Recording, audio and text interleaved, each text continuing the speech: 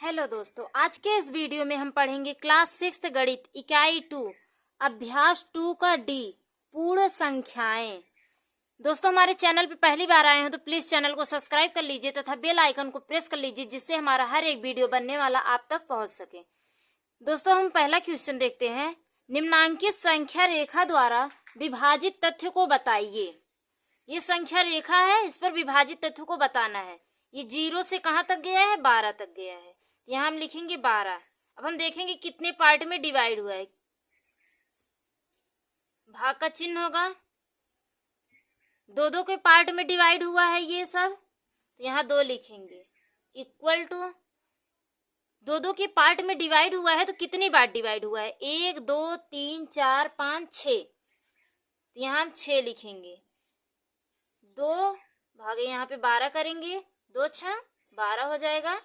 यहाँ शेषफल 0 आ जाएगा, यहाँ लिखेंगे शेषफल 0। अब हम क्वेश्चन नंबर दूसरा देखते हैं। 21 भागे 3 इक्वल टू 7 के संगत गुणात्मक तथ्य 3 गुणे 7 इक्वल टू 21 है, अतः निम्नांकित तथ्यों के संगत गुणात्मक तथ्य बताइए। क्वेश्चन नंबर 1 है 56 भागे 8 इक्वल टू 7। जिस तरह से यहाँ पर 21 भागे 3 इक्वल टू 7 है और यहाँ पे 3 गुणे 7 इक्वल टू 21 है, उसी तरीके से हमें यहाँ पर करना है। यहाँ 3 गुणे 7 है, यहाँ पे हम लिखेंगे 8 गुणे 7 इक्वल टू 56 हो जाएगा आंसर। अब हम दूसरा देखते हैं। दूसरे का दूसरा क्वेश्चन है। यहाँ पे 3 गुणे 7 इक्वल टू 21 है, तो वही तरीका हम यहाँ पे अपनाएंगे। यहाँ पे लिखेंगे 11 गुणे 6 इक्वल टू 66 हो जाएगा आंसर। अब हम तीसरा क्वेश्चन देखेंगे। 117 को 2 संख्याओं के गुणा के रूप में व्यक्त कीजिए, जिसकी एक संख्या 13 है। 2 संख्या को लिखना है, पहला संख्या दिया गया है, हम लिखेंगे माना पहली संख्या,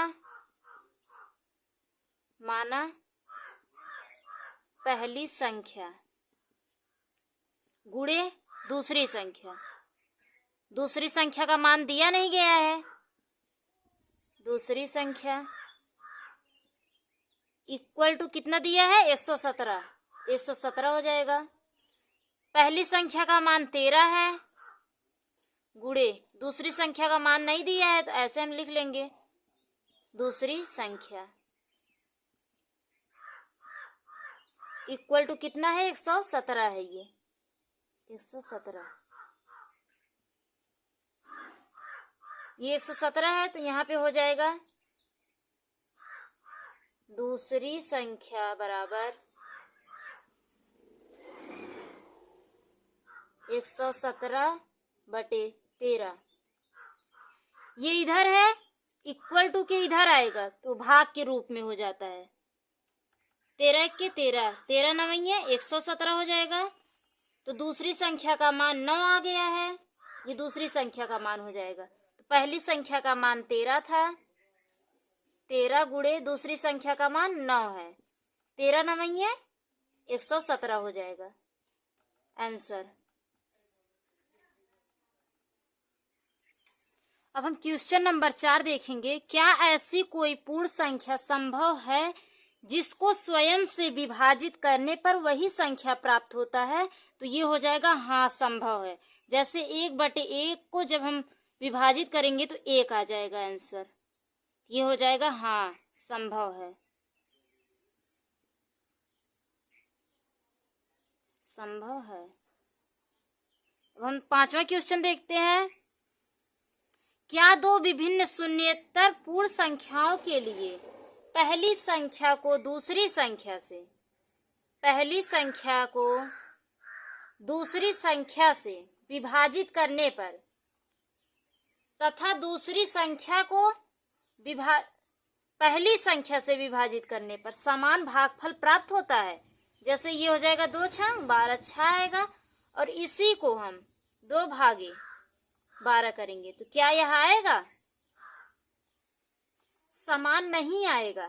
लेकिन अगर हम यही गुणा करेंगे 4 गुणे 2 तो 2 चौक 8 हो जाएगा, और हम यही 2 गुणे 4 करेंगे तो भी 4 गुणे 8 हो जाएगा।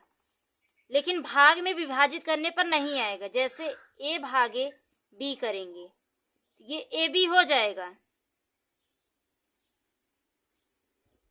ये नहीं होगा। a गुणे b करेंगे तो यहाँ ए बी हो जाएगा, तो ये हो जाएगा। समान भागफल प्राप्त होता है तो यहाँ पे हो जाएगा नहीं।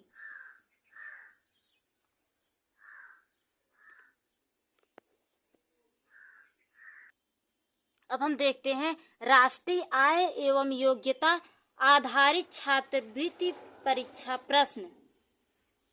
पहला क्वेश्चन है 80 और 90 के बीच अभाज्य संख्या है। अभाज्य संख्या में छांटना है। ये पहले का क्या है 81, 9 न्याय 81, ये भाज्य हो जाएगा। ये भी 9 न्याय 81।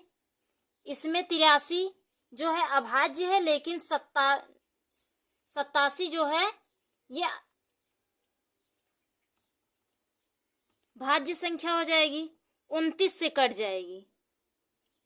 29 तीन 27 7 हासिल 2 3 दूनी 6 7 8 29 तीन ये कट जाएगा। 83 जो है अभाज्य संख्या है, और ये 89 जो है ये भी अभाज्य संख्या है। इसका मतलब ये सही हो जाएगा। घ ऑप्शन का घ ऑप्शन सही हो जाएगा। 83 और 89।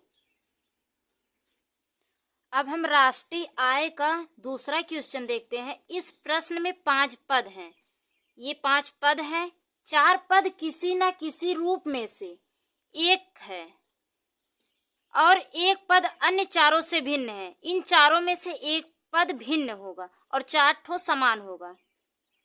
पांचों में से चारों से भिन्न है, एक पद केवल। अन्य से भिन्न पद की संख्या को उत्तर पत्र का संगत प्रश्न के सम्मुख वृत्त से घेरिए। अब हम देखते हैं ये कैसे होगा। का है 6 तिरिक 18 होगा, 7 पचे 35 होगा, 9 तिरिक 27 हो जाएगा, 5 चौक 20 होगा, लेकिन ये 26 लिखा है। इसका मतलब ये हो जाएगा। और यहाँ 8 सते 56। यही चारों पांचों में से यही एक भिन्न है। इसका मतलब घ वाला ऑप्शन सही हो जाएगा। अब हम राष्ट्रीय आय का तीसरा क्वेश्चन देखते हैं। दिए गए 5 विकल्पों में से 5 विकल्प दिए गए हैं। लुप्त पद को ज्ञात कीजिए। ये लुप्त पद, इसे ज्ञात करना है तथा उसकी संख्या को सही प्रश्न संख्या के सामने उत्तर पत्रक पर लिखना है। अब हमें ज्ञात करना है किस तरीके से यहाँ पर किया गया है। ये संख्या आया है, और यहाँ पे क्या हम करें कि यहाँ पे इस प्रश्नवाचक चिन्ह के स्थान पे लुप्त पद के स्थान पे आ जाए जो संख्या विलुप्त है। यहाँ पे वर्ग किया गया है 14 का वर्ग। इसका मतलब 14 14 हम में 14 गुणे 14 14 14 हम में 196 हो जाएगा। तो यहाँ 14 किया गया है 13 का वर्ग होगा। 13 गुणे 13 13 13 हम में 169। यहाँ 14 का, यहाँ 13 का, तो यहाँ 12 होगा। 12 बार हम में 144 होता है। 12 गुणे 12 हो जाएगा। 12 बार हम में 144। 12 का हुआ था, यहाँ पे 11 का होगा। 11 ग्राम में 121। 11 गुणे 11 11 ग्राम में 121। यहाँ पे 10 का वर्ग 10 गुणे 10 हो जाएगा। 10 दहम्मा 100। जब यहाँ पे 14 13 12 11 और 10 का वर्ग किया गया है, तो इसके बाद 9 का वर्ग आएगा। यहाँ हो जाएगा 9 गुणे 9 9 न्याय 81 हो जाएगा। 81 किस ऑप्शन में है? ग में है। तो ऑप्शन नंबर ये ग सही हो जाएगा। दाइंड हो गया। दोस्तों हमारे चैनल पे पहली बार आए हो तो प्लीज़ चैनल को सब्सक्राइब कर दीजिए तथा हमारा वीडियो अच्छा लगा हो तो इसे लाइक शेयर जरूर कीजिए।